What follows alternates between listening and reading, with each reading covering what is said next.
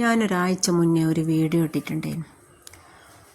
അത് തമ്പനയിൽ കൊടുത്തത് സിലു ടോക്സിൻ്റെ ഒരു സിലുവിൻ്റെ ഒരു ഫോട്ടോ ഒരു തമ്പനയിൽ അങ്ങനെ എഴുതുവഞ്ചിട്ടാണ് കൊടുത്തത്. യാ റബ്ബി, ഞാൻ 5 കൊല്ലമായി വീഡിയോ ഇടുന്നു, ആരും ഒന്നും പറയലില്ല. പക്ഷെ ഞാൻ ഈ വീഡിയോ ഇട്ടേരം എല്ലാവർക്കും ഭയങ്കര പ്രശ്നം.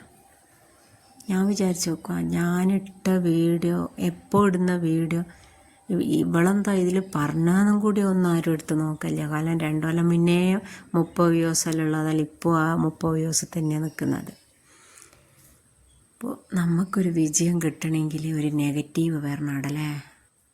ഞാൻ ഒരിക്കലും എനിക്കൊരു വിജയം കിട്ടേണ്ടിയിട്ടും എനിക്ക് റീച്ച് ആവാൻ വേണ്ടിയിട്ടല്ല ഞാൻ പറഞ്ഞത്.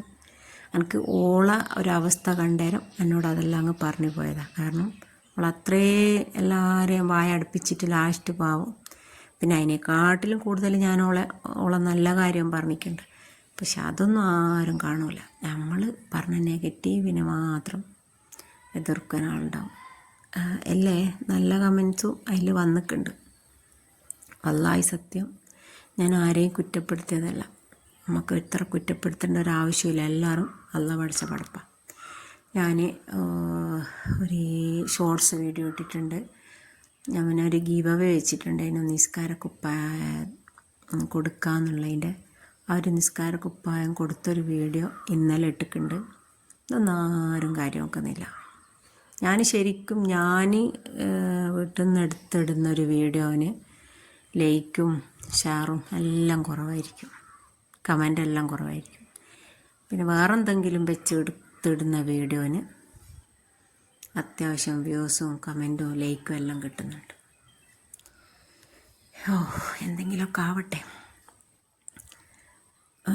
നമ്മൾ രാവിലെ കല്ലുമ്മക്കായും ചായ എല്ലാം ഉണ്ടാക്കി കുടിച്ച് നമുക്കൊന്ന് അത്യാവശ്യമായിട്ട് അക്ഷയ പോകണം, വില്ലേജിൽ പോകണം, പഞ്ചായത്തിൽ പോകണം, നമ്മളെ പഴയവരെ പോകണം.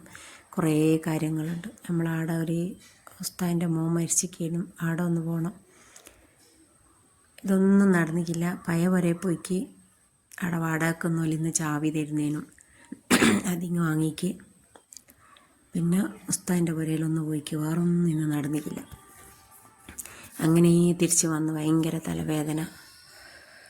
ഇനിയിപ്പോൾ എല്ലാം ഒന്ന് റെഡിയാക്കട്ടെ. അപ്പോൾ ഇന്നത്തെ വീഡിയോ ഇത്രയൊക്കെ തന്നെയുള്ളൂ. വീഡിയോ ഇഷ്ടമായാൽ ലൈക്ക് ചെയ്യുക, ഷെയർ ചെയ്യുക, സബ്സ്ക്രൈബ് ചെയ്ത് സപ്പോർട്ട് ചെയ്യുക. പുതിയ വീഡിയോ ആയിട്ട് വീണ്ടും വരാം. Okay, tata, by.